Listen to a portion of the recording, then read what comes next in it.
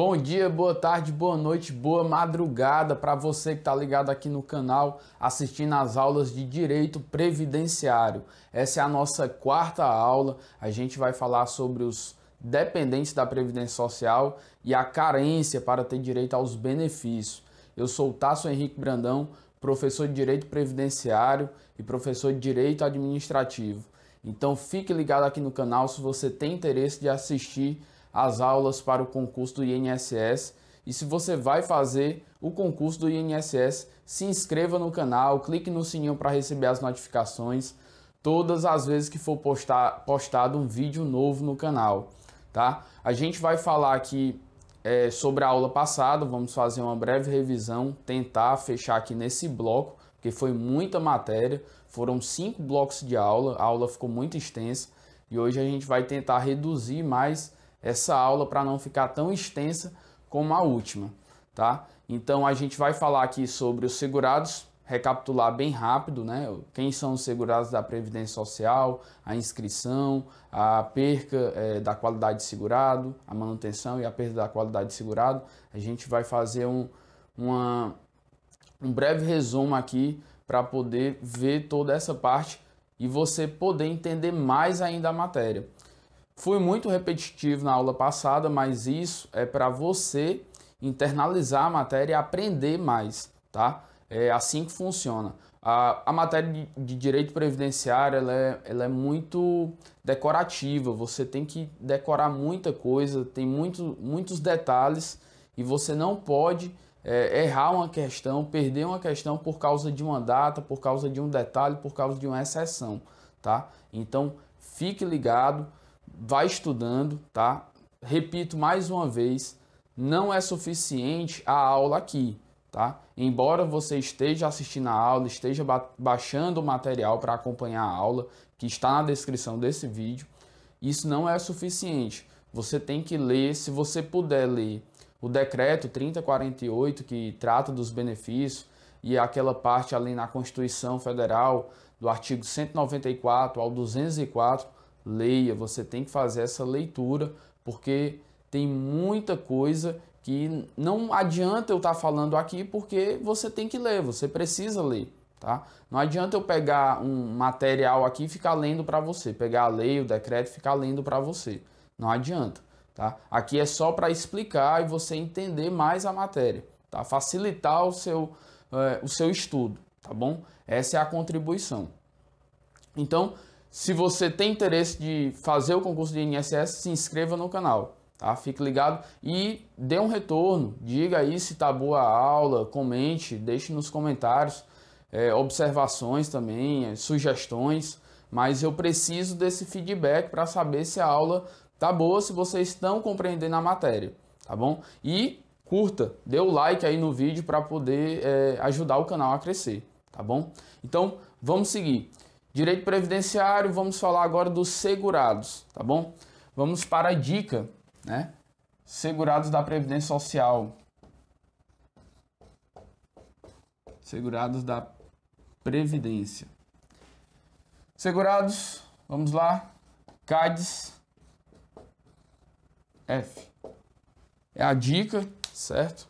Dica importantíssima para você não esquecer quem são os segurados da Previdência Social. CADES F, a gente vai aqui, contribuinte individual,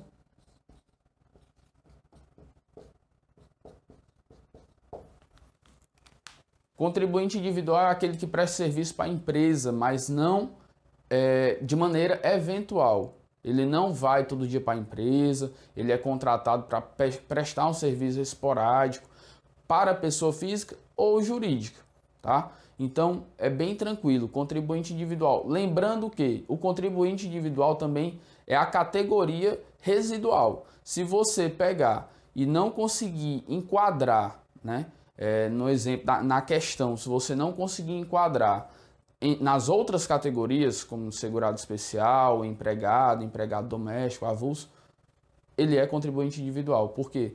Porque a categoria do contribuinte individual ela é residual. Então, tudo que não tem nas outras categorias vai para o contribuinte individual, ok? Próximo, trabalhador avulso.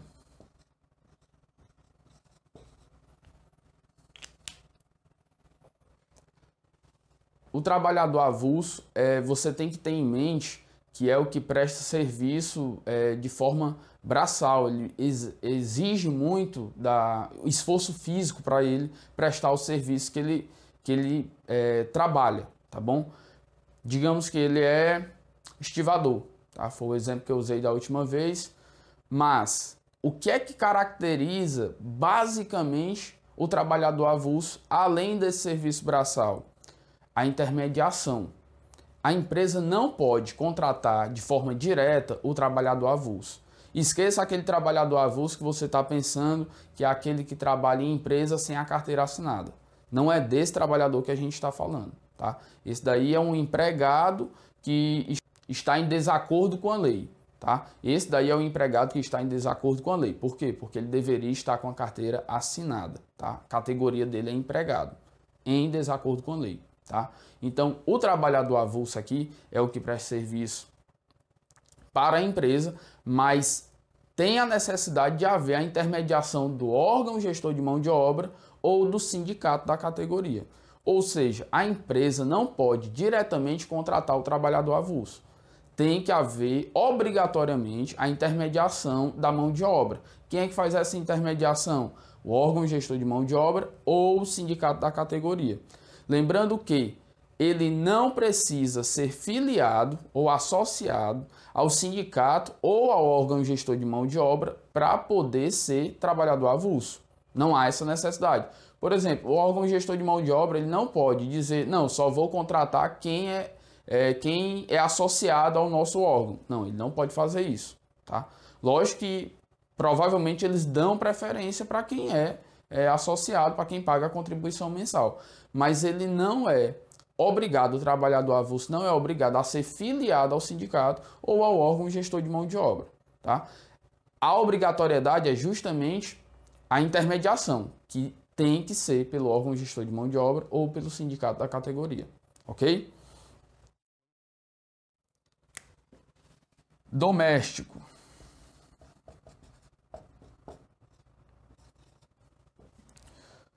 Empregado doméstico. Essa categoria ela ficou bem mais fácil de ser enquadrada com a Lei Complementar número 150. Ela diz lá, empregado doméstico é aquele que presta serviço para família, pessoa ou família em âmbito residencial que trabalhe por mais de 2 dias na semana. E essa mão de obra prestada não pode ser com fins lucrativos. Não pode haver fins lucrativos para poder ele ser enquadrado como empregado doméstico. Tá? Então, quem é o empregado doméstico? Os mais comuns que a gente conhece é o cozinheiro, é a empregada doméstica de serviços gerais, que faz tudo, é o jardineiro, o porteiro. Esses podem ser considerados empregados domésticos. O motorista, o piloto, eles podem ser considerados empregado doméstico. Lembrando que não pode haver o trabalho dele, o serviço que ele presta na residência, não pode ter fins lucrativos. Tá? Não pode ter. Por exemplo, se a pessoa contrata uma empregada doméstica e ela fabrica bolos e salgadinhos na casa, ela não pode exigir que a empregada doméstica ajude ela na fabricação dos bolos. Tá? Ela não pode exigir. Se ela ajudar na fabricação dos bolos, porque a sua empregadora mandou, ela deixa de ser empregada doméstica e passa a ser empregada. Tá? Vai para a categoria de empregada. Por quê? Porque a mão de obra dela, o serviço dela, não pode ter fins lucrativos. Tá? Outra coisa, para ser empregado doméstico tem que ter no mínimo 18 anos de idade. Tá? Trabalhar a partir de 3 dias na semana, e no mínimo 18 anos de idade. Aí vem aquelas mesmas características do empregado, certo? Não eventualidade, onerosidade, subordinação, pessoalidade. Essas 4 categorias somadas a prestar serviço em âmbito residencial, sem fins lucrativos, a partir de 3 dias na semana. Aí Fechou. Esse é o empregado doméstico, ok? Vamos seguindo. Agora a gente vai para o empregado.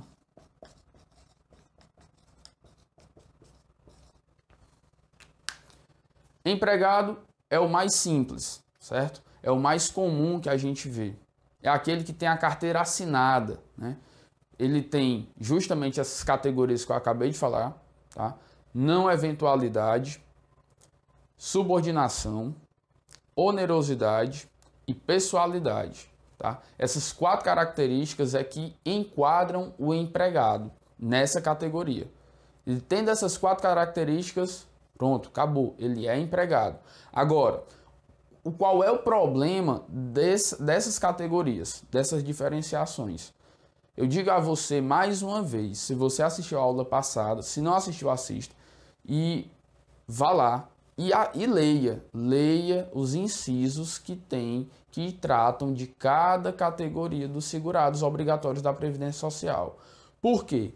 Existem incisos que são muito semelhantes nessas 2 categorias aqui.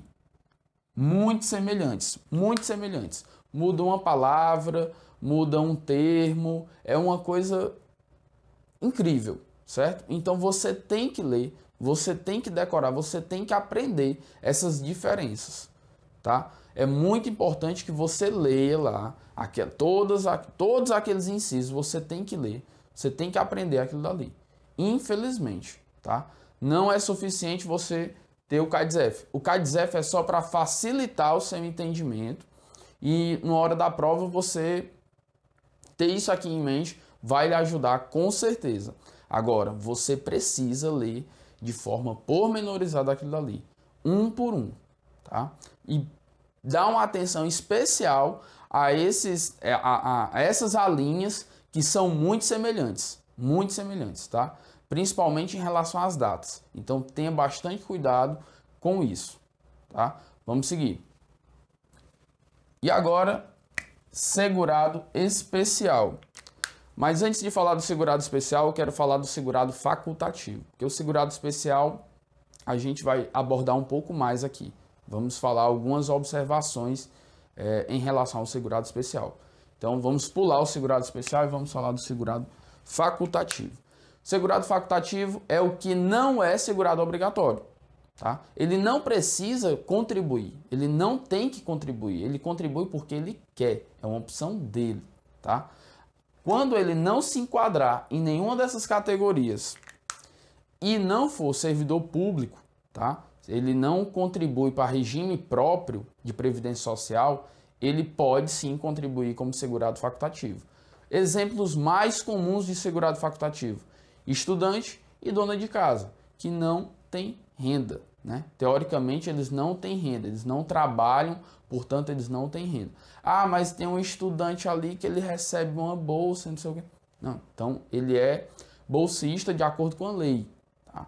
Pode, não tem problema. Ele não está trabalhando efetivamente, auferindo renda por causa da mão de obra dele, tá? Então ele não é segurado obrigatório, ele pode contribuir como segurado facultativo, ok?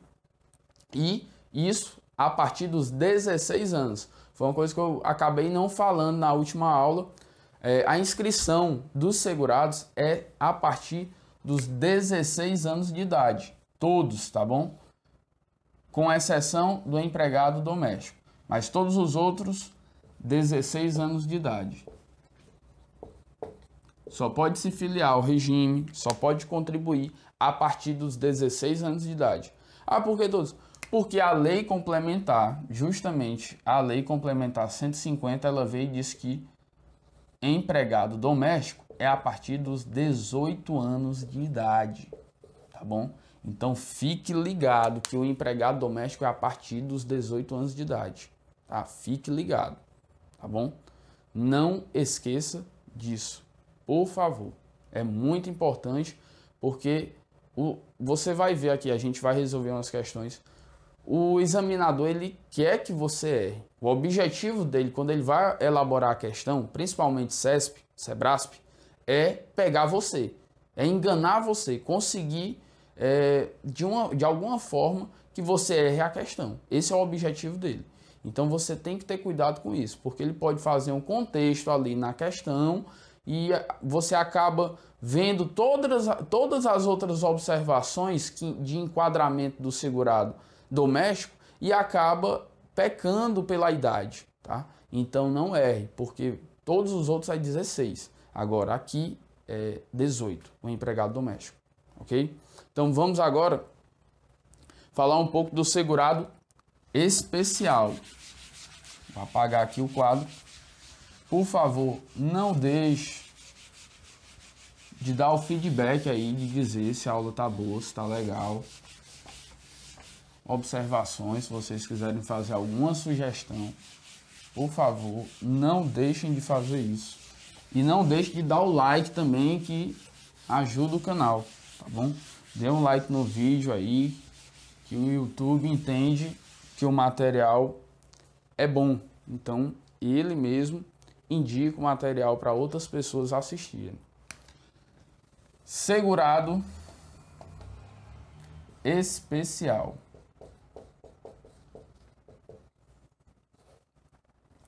Vou fazer assim.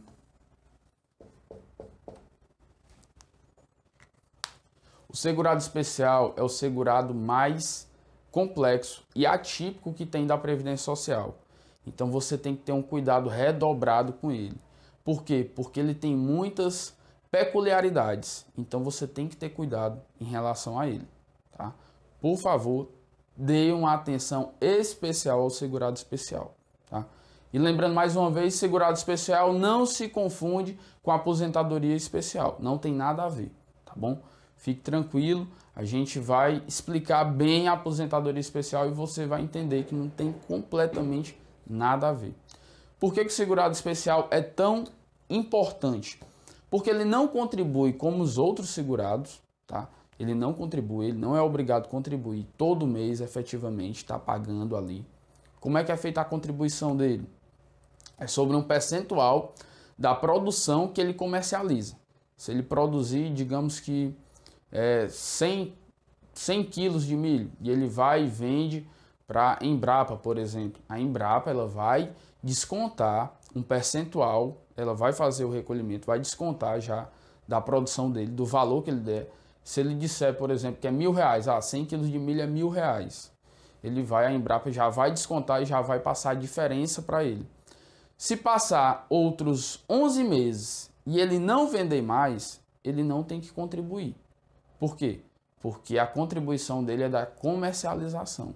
É a partir do momento que ele comercializa é que vem a obrigação dele pagar, tá? Então, ele não é obrigado a pagar como todos os outros. Todas as outras categorias são que tem que pagar todo mês, tá? Então, essa é a primeira peculiaridade do segurado especial.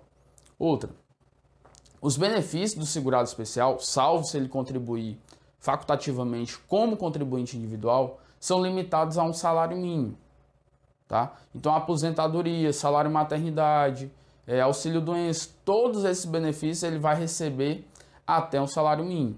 É o limite, tá? Ele vai receber um auxílio-doença, um salário mínimo. Salário maternidade, um salário mínimo. Aposentadoria por idade, um salário mínimo, tá? E ele não vai ter direito, claro, obviamente, à aposentadoria por tempo de contribuição. Além disso, quando a gente for falar das aposentadorias, eu vou falar de novo, mais uma vez isso. Mas o que é que acontece? Com o segurado especial, ele tem uma redução de 5 anos, tá? Ele se aposenta 5 anos mais cedo, tanto o homem quanto a mulher. Então, você tem que ter cuidado com isso. Outra coisa, ele pode trabalhar em regime de economia individual, ou seja, ele trabalha sozinho na roça ou pescando, tá? Sozinho, só ele, ou com a ajuda da família. A esposa, os filhos podem ajudar na plantação, na pesca, não tem problema. E eles também vão ter direito, da mesma forma que o titular, tá? Então você tem que ter cuidado em relação a isso. E lá no decreto, tanto no decreto como na lei, vem várias situações que vai dizer que o segurado pode fazer isso, que ele não vai perder a qualidade de segurado especial, e a partir do momento que ele vai perder a qualidade de segurado especial. Então, todas essas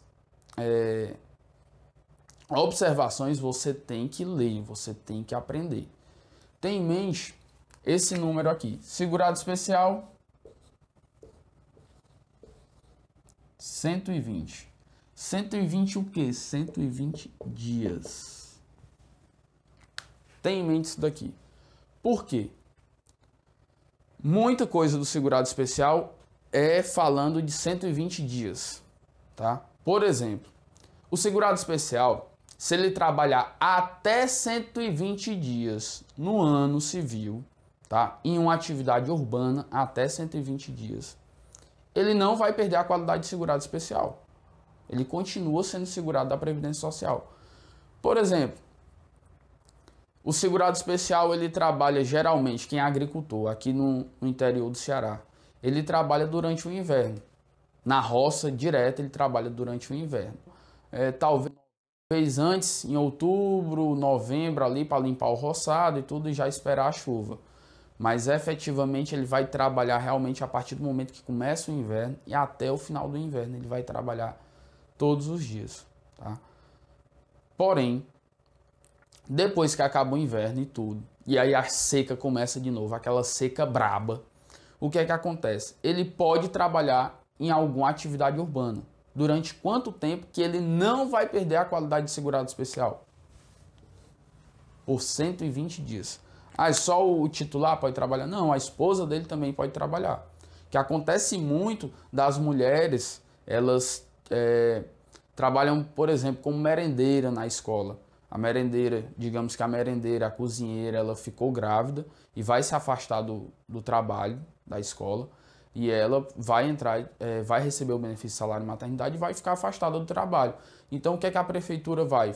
Vai e contrata por 120 dias a agricultora. E ela vai ajudar, vai trabalhar justamente fazendo ali a merenda no colégio.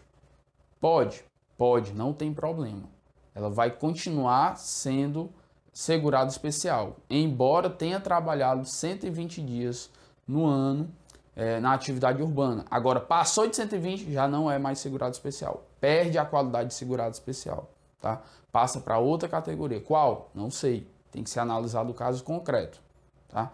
Outra coisa, se tiver uma propriedade que possa explorar o turismo, tá? A família pode explorar esse turismo, desde que limitada a 120 dias ao ano, tá? 120 dias ao ano.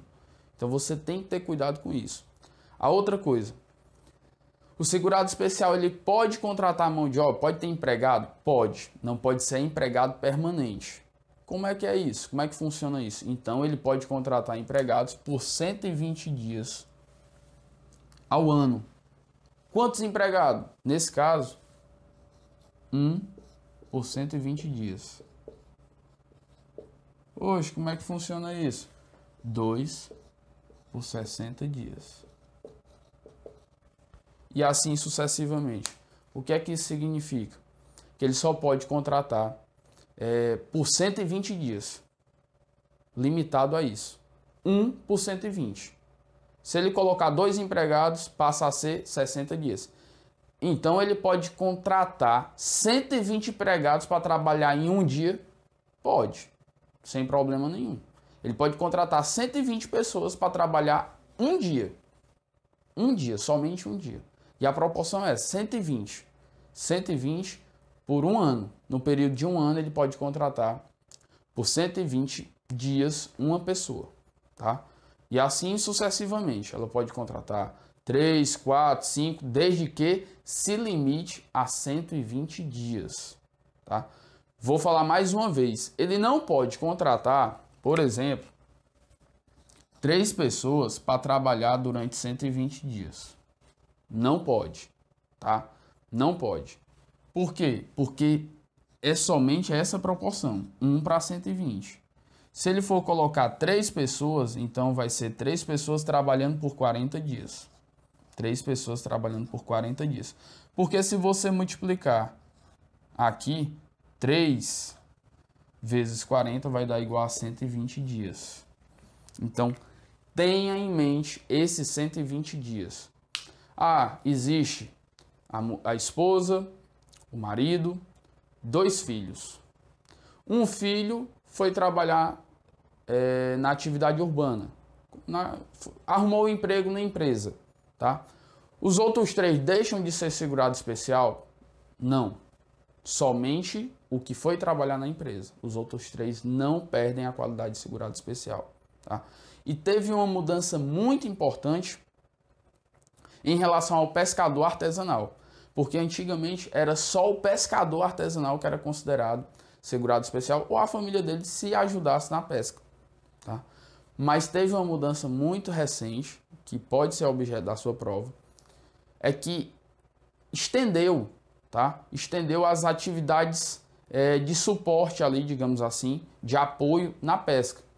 Quem? A pessoa que faz a rede, tá bom? Que também são pessoas humildes, tá bom?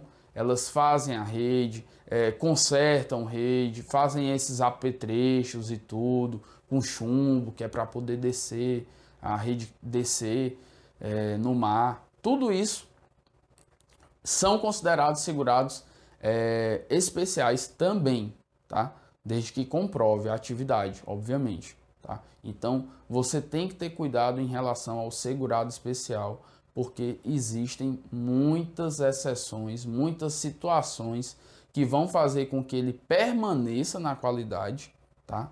Existe ali um limite, e outras situações que vão fazer com que ele saia da qualidade. A outra mudança muito importante em relação ao pescador foi o tamanho da embarcação, que antigamente era até 6 toneladas de arqueação bruta, o limite. Se trabalhasse sozinho, se trabalhasse em regime de parceria, seria até 10 toneladas de arqueação bruta. Agora, como é que está a legislação? Embora não tenha lá, mas ele remete ao artigo de outra lei que fala em relação a essa condição, é até 20 toneladas de arqueação bruta, tá? Para ser considerado segurado especial, na condição de pescador artesanal, ele trabalha com ou sem embarcação. Com a embarcação é considerada a embarcação de pequeno porte, que na lei diz que a embarcação de pequeno porte é até 20 toneladas de arqueação bruta, tá bom? Então foi uma mudança muito significativa e você tem que ter cuidado, porque as bancas elas ainda remetem à legislação anterior. Então, como é uma mudança recente, por isso a importância de você ter o material atualizado, tá bom? De você estar se atualizando. Essa foi uma mudança recente que pode ser objeto da sua prova. Mais uma observação em relação ao segurado especial. O segurado especial, se ele se candidatar a vereador, ao cargo de vereador e ganhar, ele não vai perder a qualidade de segurado especial, mas ele vai contribuir lá para o regime, não tem problema. Agora, ele não perde a qualidade de segurado especial. Da mesma forma que se ele for considerado diretor do sindicato, né, da categoria dele, ele não vai perder a qualidade de segurado especial, tá? Então, você tem que ver todas essas observações, todas essas condições peculiares do segurado especial. É muito importante que você tenha bem claro o que é o segurado especial, como que ele deixa de ser segurado especial e quando que ele não deixa de ser segurado especial. Você tem que ler, você tem que internalizar isso, porque pode cair na sua prova, principalmente a parte que foi alterada, tá bom? Sofreu uma mudança recente na legislação. Então você tem que ter cuidado em relação a isso, ok? Agora vamos seguir. Eu falei também na aula passada em relação à filiação e inscrição. O que é que acontece? Para os segurados, empregados, avulso e doméstico, a filiação e a inscrição ocorrem ao mesmo tempo. E quem faz essa filiação, essa inscrição, é a empresa ou o empregador. No caso do empregado, quem faz é a empresa. No caso do trabalhador avulso, quem faz é, que também não deixa de ser uma empresa, o órgão gestor de mão de obra, o órgão, ou o sindicato da categoria. E em relação ao doméstico, quem faz é o empregador, quem contratou. No caso, a pessoa física. Ok? Quem faz essa contratação é a pessoa, quem faz essa inscrição e filiação é a pessoa física que contratou o empregado doméstico, que assinou a carteira dele, tá? Por que que a legislação faz isso? Por que que o legislador entende que é melhor deixar essa responsabilidade para a empresa? Ora, porque é muito mais fácil a Receita Federal cobrar uma empresa do que cobrar várias pessoas físicas. Por exemplo, se você pegar uma empresa que tenha 2.000 funcionários, 2.000 funcionários, olha o tanto que essa empresa tem que recolher para a Previdência Social. Seria melhor ela deixar essa responsabilidade para o empregado, que vai ter que se dirigir a uma agência do INSS, solicitar a inscrição e tudo, fazer o recolhimento, ou simplesmente o legislador dizer: ô, empresa, você é responsável. Você é que tem a obrigação de fazer a inscrição e de fazer o recolhimento. Se você não fizer, você vai pagar multa. A gente vai atrás de você. É muito mais fácil fiscalizar uma empresa para o governo, é mais fácil fiscalizar uma empresa, porque ela vai cobrar somente um. Qual? A empresa. Ela vai lá e vai verificar se aqueles 2.000 funcionários estão de acordo com a lei. É muito mais fácil para ela, tá? Além de facilitar para o empregado, até porque a empresa ela tem um suporte muito maior, um suporte contábil, um suporte jurídico. Ela tem, teoricamente, né, a gente presume que ela tem um suporte maior. Ela tem um departamento de contabilidade, ela tem que contratar um contador para fazer esse trabalho, tá? Então, o legislador entende que é mais fácil cobrar uma empresa, tá? Como também é mais fácil cobrar o órgão ou o sindicato da categoria do que sair chamando os trabalhadores avulsos e fazendo a inscrição e exigindo e pedindo para eles contribuírem e tudo. É muito melhor ele colocar essa responsabilidade para a empresa, tá? E em relação ao empregador doméstico aqui, o cara que contrata um empregado doméstico ou a mulher que contrata uma empregada doméstica, tanto faz. Por que que o legislador, isso daí estava no limbo, mas por que que o legislador atualmente ele colocou com a Lei Complementar 150 a responsabilidade para o empregador? Porque atualmente está mais fácil de você operacionalizar os sistemas, tá? Da Receita Federal, do INSS, é bem mais fácil, é bem mais simples, é bem mais tranquilo. E também porque atualmente tem a responsabilidade que não tinha direito, os empregados domésticos não tinham direito ao FGTS, salvo engano. Atualmente eles têm direito ao FGTS, exatamente isso. Eles não tinham direito ao FGTS, atualmente eles têm direito ao FGTS, e quem tem que recolher esse FGTS é o empregador. E ele vai recolher em guia única, ele vai pagar a contribuição patronal, ele vai pagar a contribuição do empregado e vai pagar também o FGTS. É tudo uma guia única, é o e-social. Então, tudo isso, a responsabilidade é do empregador e não do empregado. Lembrando que as contribuições aqui, todas são presumidas, tá? Todas as contribuições do empregado doméstico, trabalhador avulso são presumidas. Ou seja, se a empresa ou o empregador não recolheu, o empregado ele não tem culpa, o segurado ele não tem culpa. O trabalhador avulso que prestou o serviço ali, trabalhou, foi contratado através do órgão gestor de mão de obra e do sindicato da categoria. Ele foi lá, prestou o serviço na empresa, recebeu o dinheiro, o órgão pagou, mas aí ele foi no INSS e ficou sabendo que o órgão não pagou. Não, mas ele descontou do meu pagamento. Ele deveria ter contribuído, eu não tenho culpa, tá aqui, ó. Eu tenho um comprovante que trabalhei nesses dias lá na empresa X. Então, tem que ser considerado. Por quê? Porque é presumido. Tá? O INSS ele não pode negar esse direito ao segurado.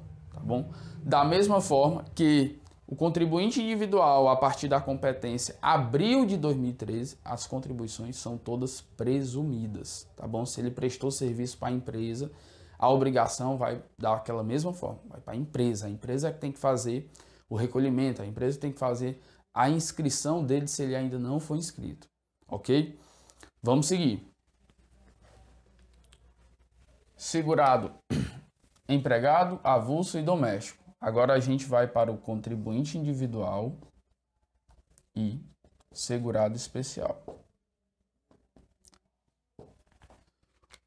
O contribuinte individual, a filiação dele é anterior à inscrição, tá? Geralmente, a regra geral é essa. Geralmente a pessoa tá trabalhando, por exemplo, um corretor de imóveis, ele é contribuinte individual. Ele está trabalhando ali, ele está vendendo casa, vendendo terreno, fazendo avaliação, etc. Mas ele nunca contribuiu. Lembre-se, a filiação ela é obrigatória, portanto ela é automática. A partir do momento que você está exercendo uma atividade ilícita e está oferindo renda, certo? Você tem que recolher para a Previdência. É automático, é obrigatório a filiação, certo? Agora, o que acontece? As pessoas não fazem a inscrição e não pagam, não recolhem. Mas estão, teoricamente, em débito com a Previdência Social. Então, você, aqui, nessas duas categorias, em regra, a filiação ela é anterior à inscrição. Elas trabalham e depois é que elas se direcionam, se encaminham para a Previdência Social, para o INSS e fazem a inscrição. É assim que funciona. E aqui eu vou falar mais uma vez. O contribuinte individual, se ele prestar serviço para a empresa, é a empresa que tem que fazer a inscrição se ele ainda não for inscrito. É obrigação acessória da empresa, tá? Então, é regra, ok? É regra. Ficou faltando somente o facultativo. O segurado facultativo, ele já é o contrário do contribuinte individual e do segurado especial. Por quê? Porque a inscrição dele é anterior à filiação. Lembre-se que o segurado facultativo ele não é obrigado a contribuir. Ele não precisa contribuir. Ele contribui porque ele quer. Ele contribui de forma facultativa. Tá bom? Então, o que é que acontece? Ele vai primeiro fazer a sua inscrição na Previdência e ele só será afiliado a partir do momento quando ele recolher a primeira contribuição em dias. Não pode ser em atraso, tem que ser, o primeiro recolhimento tem que ser feito em dias, até a data do vencimento. É nesse momento que ele vai ser considerado filiado da Previdência Social. Ou seja, a inscrição é anterior à filiação, tá? Que isso fique claro na mente de vocês. Por quê? Porque não é obrigado, ok? Não é obrigado. Lembrando que contribuinte individual pode recolher em atraso, desde que comprove a sua atividade, tá? Ele pode recolher em atraso. Depois a gente fala em relação a essas contribuições em atraso, quando é que vai valer como carência, quando é que vai valer como tempo de somente como tempo de contribuição e não vale como carência. Isso daí a gente vê mais na frente. E em relação ao facultativo, ele só pode recolher em atraso até o momento que ele não perder a qualidade de segurado facultativo. Tá? A partir do momento que ele perdeu a qualidade de segurado facultativo, ele não pode mais recolher em atraso. Tá? Lembrando que isso ocorre em 6 meses. Ok? Então vamos seguir. Eu espero que você esteja gostando da aula. Portanto, dê o like aí no vídeo, tá bom? Ajude o canal. Dê o feedback também, diga aí se a aula tá boa, se não está, o que é que pode melhorar. É importante, eu preciso saber disso, tá bom? Teve umas pessoas que comentaram, disseram que a aula estava muito boa. Fico muito feliz em saber disso, saber que eu estou ajudando, contribuindo aí no seu estudo, tá? É muito importante para mim saber se vocês estão gostando, se a gente está utilizando uma didática boa, que você está aprendendo, absorvendo a matéria, ok? Vamos finalizar aqui com perda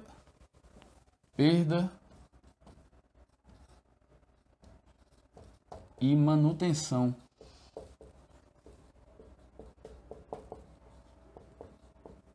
da qualidade de segurado.